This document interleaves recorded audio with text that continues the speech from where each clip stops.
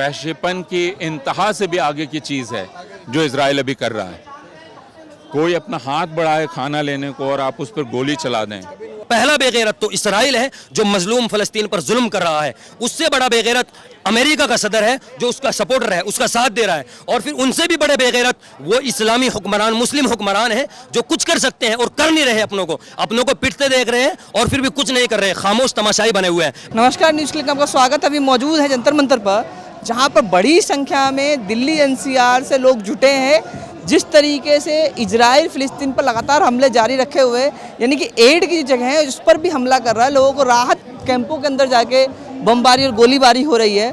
और जिस तरह से इन्होंने रिपोर्ट अभी दी है, जो 100% भुखमरी हो गई है गजा के अंदर, ये दिखा रहा है किस तरह अमानवीय कृत्य वहाँ हो रहा है। उसके खिलाफ इजराइल के खिलाफ और फ़िलिस्तीन के पक्ष में यहाँ दिल्ली एनसीआर की महाजुटान हुआ। और एक बड़ी बात यह है जो हमने देखा था, जिस तरह से बॉम्बे हाई कोर्ट ने फ़िलिस्तीन के खिलाफ फ़िलिस्तीन के पक्ष में प्रदर्शन करने के लिए आज़ाद मैदान में परमिशन नहीं दी थी और ये कहा था जब अब देश के मसले बहुत हैं उस पर प्रदर्शन करिए, फ़िलिस्तीन बहुत दूर है। लेकिन बाद में लोग लड़े और उसी कोर्ट से ऑर्डर लेके आए और 20 तारीख को आज़ाद मैदान के अंदर बड़ा फ़िलिस्तीन के समर्थन में हज़ारों की संख्या में लोग जुटे और प्रदर्शन हुआ। 20 तारीख को आज़ाद मैदान में हुआ और 21 तारीख को दिल्ली के जंतर मंतर में जिस तरीके से कार्यक्रम हुआ वो दिखा रहा है सरकारें या हुक्मरान भरे इजराइल के पक्ष में झुक रही हो, लेकिन देश की आवाम आज भी फ़िलिस्तीन के साथ खड़ी है। यहाँ लोगों से हमने बातचीत करी है, सुनिए वो लोग क्या कह रहे हैं और वो सरकारों से क्या उम्मीद कर रहे हैं, और इजराइल दुनिया के तमाम मुल्क जो इस तमाशे को देख रहे हैं उनसे वो क्या कह रहे हैं। दुनिया के बाकी मुल्कों में वहाँ के लोग जिस तरह निकले सड़कों पर पहले दिन से, हिंदुस्तान में वैसा नहीं हुआ और ये हमारे लिए बहुत अफसोस की बात है, क्योंकि हिंदुस्तान वो दक्षिण अफ्रीका हो या कोई और मुल्क हो, नस्ल भेद के ख़िलाफ़ सबसे पहले खड़ा होने वाला मुल्क था। और हम अब इस जुल्म को, इस जेनोसाइड को खामोशी से देखें, ये हमारे लिए बहुत शर्म की बात है। तो मेरे लिए थोड़ी तसल्ली की बात है कि आज लोग यहाँ आए हैं, लेकिन मैं ये मानता हूँ कि हिंदुस्तान में हर एक राजनीतिक दल को, सामाजिक दलों को सरकार पर ये दबाव डालना पड़ेगा कि वह फ़िलिस्तीन के खुद मुख्तारी के हक़ में अपना स्टैंड स्पष्ट करे। आज हिंदुस्तान खामोश है, हिंदुस्तान की हुकूमत खामोश है। यहाँ हालत ये है कि आज सड़कों पर निकलने की किसी की हिम्मत नहीं है, लेकिन हम जितना भी कर सकते हैं अपने उन फ़िलिस्तीन भाइयों के साथ, ये हिंदू मुसलमान का मसला नहीं है, ये इंसानियत का मसला है, ये जुल्म के साथ किया जा रहा है। हमारी हुकूमत खामोश है, हमारे मुस्लिम ममालिक खामोश हैं। हमें फैसला करना होगा कि हम अपने मुस्लिम ममालिक के साथ क्या ताल्लुकात पैदा करें। हो सकता है बहुत लोगों को बुरा लगे, लेकिन हकीकत यही है कि खौफ आता है कि कहीं गाजा की शक्लें कहीं ऐसे मुल्कों में न दिखाई पड़े जो आज बड़े बड़े मीनार बनाकर और बड़े बड़े मॉल बना रहे हैं, कहीं वो शक्ल पैदा ना हो। अल्लाह इसका रहम फरमाए। फ़िलिस्तीनियों ने तो कभी नहीं कहा कि ये सिर्फ मुसलमानों का है। फ़िलिस्तीन एक ऐसी जगह है जहाँ कम से कम 3 मजहब एक साथ हैं। उनकी सबसे मुक़द्दस जगह वहाँ पर है, ईसाई लोगों की, यहूदियों की और मुसलमानों की।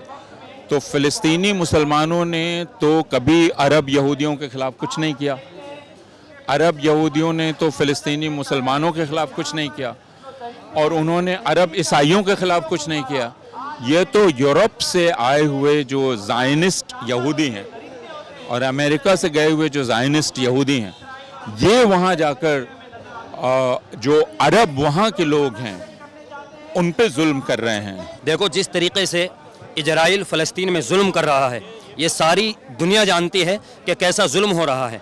ये इंसानियत का नंगा नाच है बिल्कुल, और वो नाइंसाफ़ी कर रहा है, गलत कर रहा है, जुल्म कर रहा है, इसको जुल्म कहेंगे हम। दुनिया के जो सबसे पुराने गिरजाघर थे उनको इजराइल ने मिसमार किया।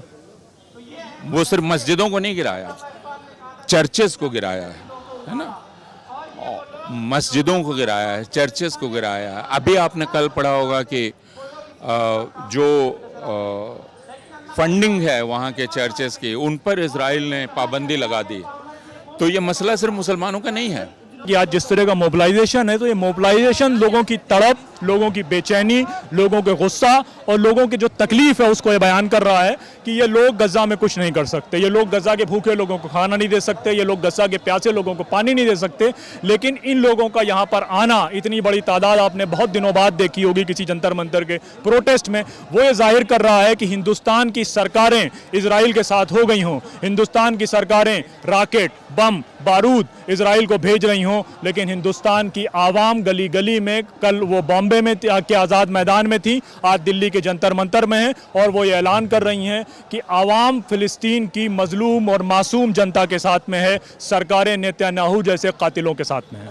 आपने हिटलर को नहीं देखा था, आपने कॉन्सेंट्रेशन कैंप नहीं देखे थे। अगर इस वक्त आपको कॉन्सेंट्रेशन कैंप देखना है तो आप जाइए गाज़ा। गाज़ा एक कॉन्सेंट्रेशन कैंप है और इजराइल ने हिटलर से कहीं आगे बढ़कर जुल्म के तरीके सीखे, क्योंकि ये